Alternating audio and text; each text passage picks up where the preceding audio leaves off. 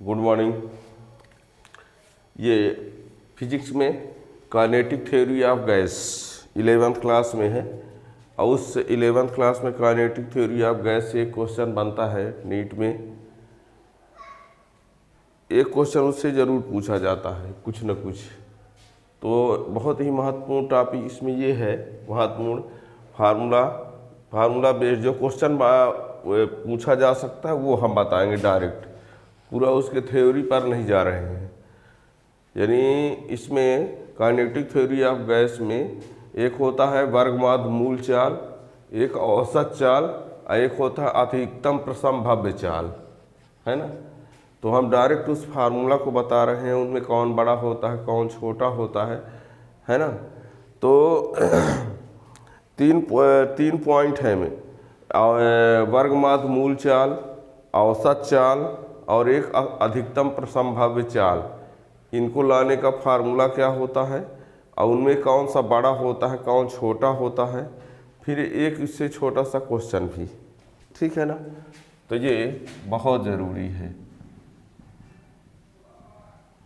ये मानकर चलो, बहुत ही इम्पॉर्टेंट। तो ये डायरेक्ट हम ये बता रहे हैं, यानी वर्गमाध्य मूल चाल, इसको बोलते हैं रूट मीन स्क्वायर स्पीड, है ना। तो कहीं लिखा रहता है CRMS या कि कहीं लिखा रहेगा VRMS।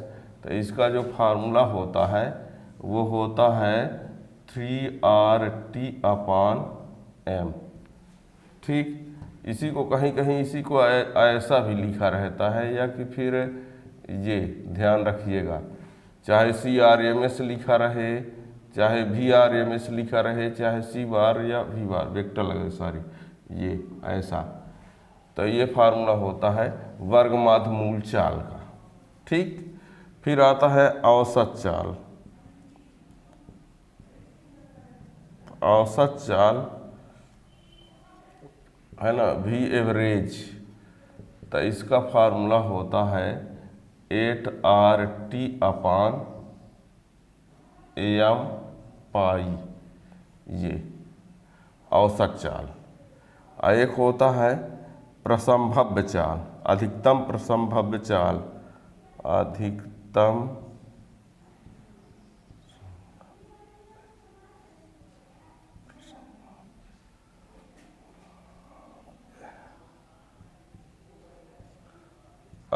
प्रसंभाव्य चाल, इसको लिखा रहता है VMP, मोस्ट प्रोबेबल। तो इसका जो फार्मूला होता है वो 2RT/m होता है। इसी को यदि R/m ना लिखना चाहें तो R/m के बदले में K/m लिख सकते हैं, तो K स्मॉल रहेगा। इसी को चाहे तो 3KT/m, ये यहाँ, इसी को 8, ये स्मॉल K है, KT/m पाई, इसी को 2KT/m, ठीक है ना। अब यहाँ देखिएगा, ये बता दें जहाँ इन सब के बारे में, R तो जानते हैं क्या है, सार्वत्रिक गैस नेतांक, T ताप, परम ताप जो भी कहो, M जो होता है आणविक द्रव्यमान,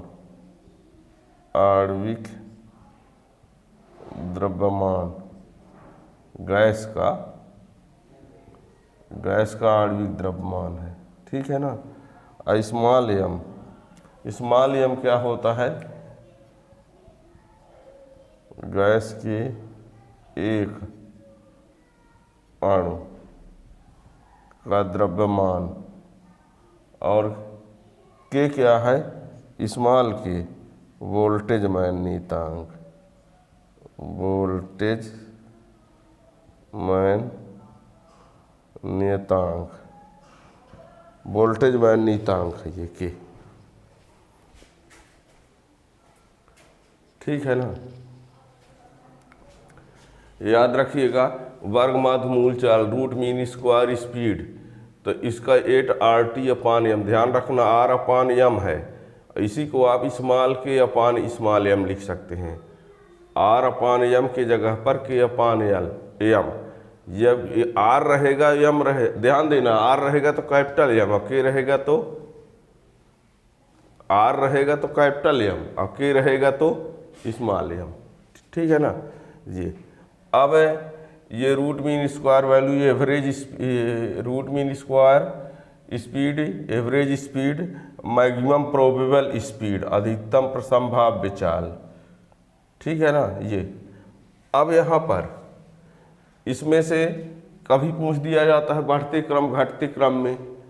ठीक है ना, तो ये आपको बता दें, रूट मीन स्क्वायर वैल्यू ये 3kT/m है, ये 8kT/m पाई भी है, और ये इसमें सॉरी यहाँ पर 2 ना है, ये 2 सा तो 3 कैसे हो जाएगा, 2 है तो यहाँ 2 भी रहेगा। अब देखो इसमें कौन बड़ा होता है, वैसे हमने एक क्रम से ही लिखा है, ये बड़ा होगा, फिर उससे छोटा ये होगा, और ये सबसे छोटा होगा। ठीक है ना, यानी आप ट्रिक में याद रखिएगा, RAM, ये तो जानते हो हैं, भगवान राम सबसे बड़े माने जाते हैं, RAM। तो R से root mean square value means ये वाली, फिर एवरेज यानी औसत, और फिर मैक्सिमम प्रोबेबल चाल, अधिकतम प्रसंभाव्य चाल है। इस क्रम से दे रूट मीन स्क्वायर वैल्यू, यानी ये पहला वाला R यानी root mean square value, average औसत, या मैक्सिमम प्रोबेबल यानी अधिकतम प्रसंभाव्य चाल। यानी हम ये लिख देना चाहते हैं कि जो CRMS होगा वो बड़ा होगा C एवरेज से, और वो बड़ा होगा C मैक्सिमम प्रोबेबल से। याद रखिएगा, है ना, चाहे इसी को V के टर्म में लिख दें तो VRMS बड़ा होगा V एवरेज से, बड़ा होगा VMP। चाहे चाल के पदों में लिख दो, चाहे वेग के पदों में, हमने यह बोल दिया।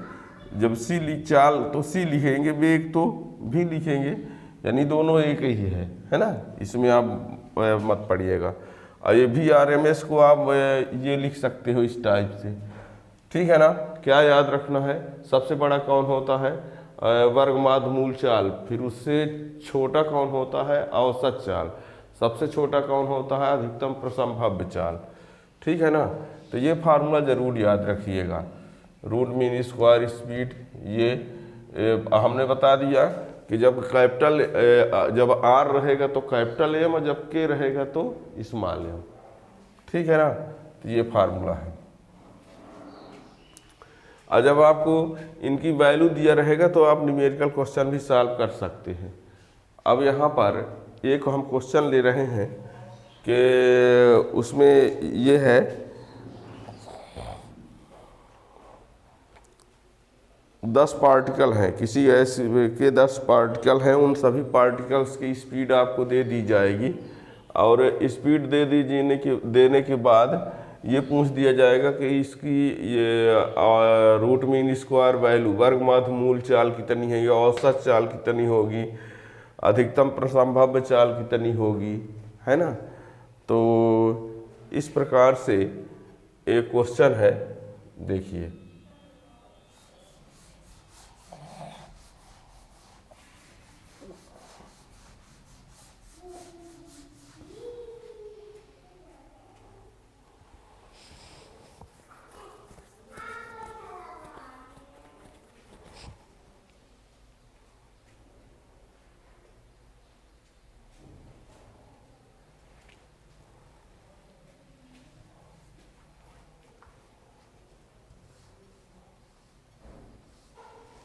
Speed of 10 particle. इसमें लिखा है 10 कणों का वेग क्रमशः, 10 कणों का वेग क्रमशः, वेग जो दिया गया है वो मीटर पर सेकंड में है ना। 10 कणों का वेग क्रमशः ये लिखा हुआ है 0, 0, 1, 2, 3, 3, 3, 4, 4, 5, 4, 4, 5 and 6।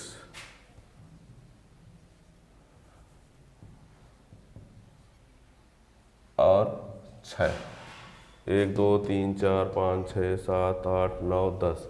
10 कणों का वेग क्रमशः 0, 1, 2, 3, 3, 3, 3, 4, 4, 5 एंड 6 दिया गया है। ठीक है ना। 10 कणों का वेग, 10 कणों का वेग क्रमशः 0, 1, 2, 3, 3, 3, 4, 4, 5 और 6 मीटर पर सेकंड है। किसमें दिया है ये, है ना। तो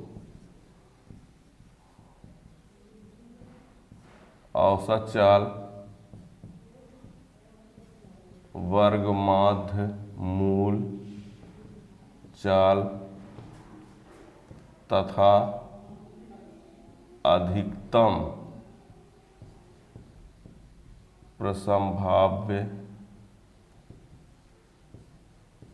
चाल ज्ञात करो। अब यहाँ पर ये वो वाले फार्मूले से नहीं आएंगे, क्योंकि इसमें ना तो r का मान दिया है, ना t का मान दिया है, ना तो m का मान दिया है। तो अब ऐसे कैसे इसको लाएंगे, है ना, इस पर ध्यान देना है। तो इसमें आपको बता दें तो 10 कणों का वेग इस प्रकार से दिया गया है। औसत चाल निकालना है तो औसत चाल निकालने का सूत्र जो आप लोग जानते हैं वही है कि जितने हैं उन सबको जोड़ करके उतने का भाग कर दो, है ना।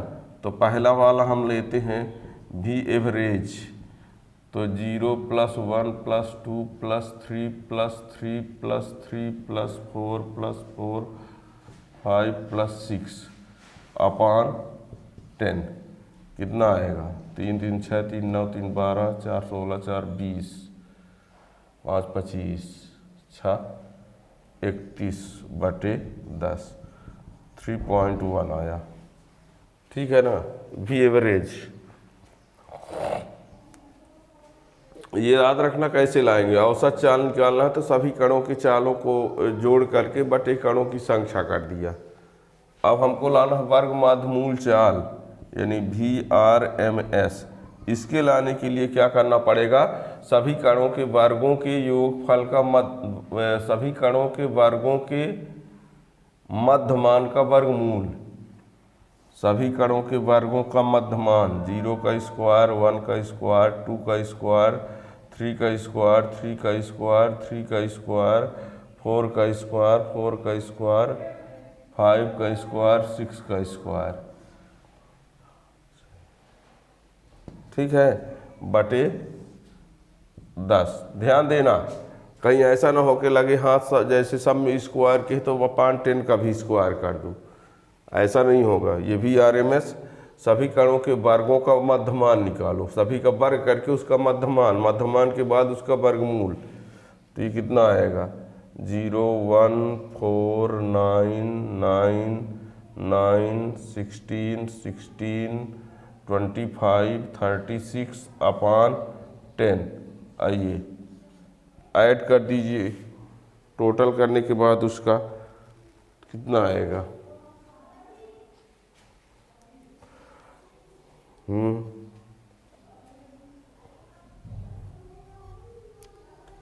कितना आ रहा है, 4, 1, 5, 9, 5, 14, 14, 9, तो इधर से देखते हैं, 6, 5, 11, 6, 17, 6, 23, 23, 9, 32, 9, 41, 9, 50, 4, 54, 1, 55, 5 आया, 5 3 8, 2 10, 11 12, 125/10 कितना आया 12.5। अब 12.5 का वर्गमूल, तो इसका कितना आएगा 3.5 के आसपास, 3.5, ठीक, 3.5 आ गया, 3.5 मीटर पर सेकंड ये भी था, और मीटर पर सेकंड ये भी था। अब देखो मोस्ट प्रोबेबल, इसका मीन्स क्या होता है, इसमें जितने कण हैं, अच्छे समझना, इसमें जितने कण हैं तो सबसे ज़्यादा बार कौन सी वैल्यू आई है वो उसकी मोस्ट प्रोबेबल चाल हो जाएगी। इसमें जितने कण हैं तो उन सभी कणों में से ज़्यादा कण कौन हैं जिनकी स्पीड सेम है ना। तो कितनी स्पीड वाले ज़्यादा कण हैं, कितनी स्पीड वाले ज़्यादा कण हैं, इसमें 10 ठो कण हैं तो 3 मीटर पर सेकंड स्पीड वाले ज़्यादा कण हैं, इसलिए मोस्ट प्रोबेबल यानी अधिकतम पर संभाव्य चाल कितनी होगी 3 होगी। 10 ठो कण हैं और उन 10 कणों में से ऐसे 10 कणों में से 3 मीटर पर सेकंड चाल वाले ज़्यादा कण हैं, तो 3 ही उसकी क्या हो जाएगी अधिकतम पर संभाव्य चाल। जैसे सांख्यिकी में बहुलक हुआ करता है कि जो सबसे ज़्यादा जो बार रहता है वो बहुलक हो जाता है, तो यहाँ पर जितने हैं उनमें से सबसे ज़्यादा कौन है 3, तो इसमें मोस्ट प्रोबेबल चाल जो होगा अधिकतम पर संभाव्य चाल तीसरा नंबर जो है VMP बराबर क्या हो जाएगा 3 अधिकतम पर संभाव्य चाल। ठीक है, अब बताओ ये है V एवरेज, ये है रूट मीन स्क्वायर वैल्यू और ये है अधिकतम पर संभाव्य चाल। हमने आप लोगों से लिखाया था, हमने कहा था RAM root mean square value, average value और मोस्ट प्रोबेबल, है ना। तो रूट मीन स्क्वायर वैल्यू कौन सी है 3.5, देख लो 3.5, फिर एवरेज कौन है 3.1, फिर मोस्ट प्रोबेबल कौन है 3। क्लियर हो गया कि नहीं? क्या क्लियर हुआ कि जो रूट मीन स्क्वायर वैल्यू होता है, इंग्लिश में थोड़ा इतना समझना पड़ेगा, RAM ये इस क्रम में है। रूट मीन R का मतलब होता है वर्ग माध्य मूल चाल से है रूट मीन स्क्वायर वैल्यू, ठीक है ना। ये एवरेज है और M क्या है मोस्ट प्रोबेबल अधिकतम पर संभाव्य चाल। और आंकड़ा देख करके हैं आपसे 1 नंबर में क्वेश्चन कहीं पूछ दिया या वैसे और किसी कंपटीशन में इतना आंकड़ा दे करके कह दिया कि इसका अधिकतम पर संभाव्य चाल ज्ञात करो, तो अधिकतम पर संभाव्य चाल जो ज़्यादा बार हो उसी को लिख दो, बस सीधी सी बात है। तो इसका 3 हो गया। औसत चाल निकालना है तो सबको जोड़ करके बटे जितने आंकड़े हों। अब वर्ग माध्य चाल, वर्ग माध्य मूल, तो सबके वर्ग का योग करके उसका जितने पद हों उतने का भाग करके वर्गमूल ला दो। यदि आपसे मान लीजिए वर्ग माध्य चाल भर पूछा जाए, क्या वर्ग माध्य चाल, तो फिर आप अंडर रूट इसमें ना लगाइए, ठीक है ना। क्या कह रहे हैं हम अभी इसमें पूछे हैं औसत वर्ग माध्य मूल चाल। यदि मान लीजिए आपसे वर्ग माध्य चाल ही पूछ दे, क्या वर्ग माध्य चाल मूल ना रहे, तो अंडर रूट ना लगाओगे तो इसका फिर क्या हो जाएगा 12.5 हो जाएगा। तो वर्ग माध्य चाल रूट मीन स्क्वायर वैल्यू वर्ग माध्य मूल मान से भी ज़्यादा, ठीक है ना।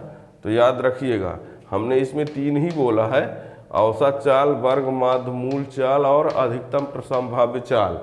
लेकिन यदि वर्ग माध्य मूल चाल ना कहे के वर्ग माध्य चाल कह दिया जाए तो अंडर रूट नहीं लगाओगे, ठीक है ना।